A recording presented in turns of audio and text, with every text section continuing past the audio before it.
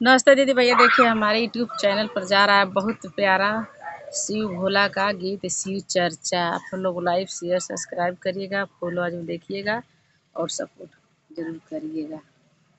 बताइएगा ये गीत आप लोग को कैसा लग रहा है भोला जी के। डमरू बाजेला टोला टोला हे शिव शंकर भोला। डमरू बाजेला टोला टोला हे शिव शंकर भोला। बनल जेवनवा शिव के मन ही न भावेला। बनल जेवनवा शिव के मन ही न भावेला। कहाँ पाय भांगिया पेड़वा हे शिव शंकर भोला। कहाँ पाई भांगिया तुरवा हे शिव शंकर भोला। टोला टोला डमरू बजेला हे शिव शंकर भोला। टोला टोला डमरू बजेला हे शिव शंकर भोला।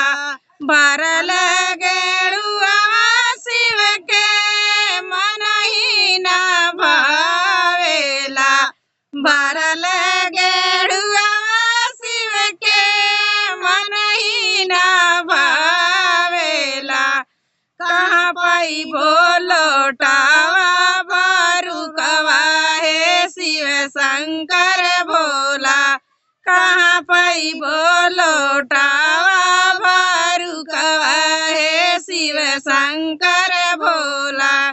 डमरू टोला टोला डमरू बजेला हे शिव शंकर भोला। टोला टोला डमरू बजेला हे शिव शंकर भोला।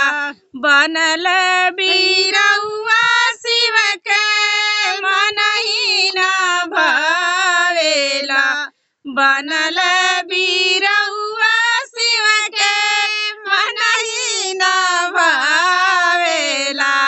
कहाँ पाई बैरी के फलवा हे शिव शंकर भोला। कहाँ पाई बैरी के फलवा हे शिव शंकर भोला। टोला टोला डमरू बजेला हे शिव शंकर भोला। टोला टोला डमरू बजेला हे शिव शंकर भोला। धोतिया रुमालिया शिव के मन ही न भावेला। धोतिया रुमालिया शिव के मन ही न भावेला। कहाँ पाइबो मिरिगा के छलवा हे शिव शंकर भोला। कहाँ पाइबो मिरिगा के छलवा हे शिव शंकर भोला। टोला टोला डमरू बजेला हे शिव शंकर भोला। टोला टोला डमरू बजेला हे शिव शंकर भोला। गंदा गलैचा शिव के मन ही न भावेला।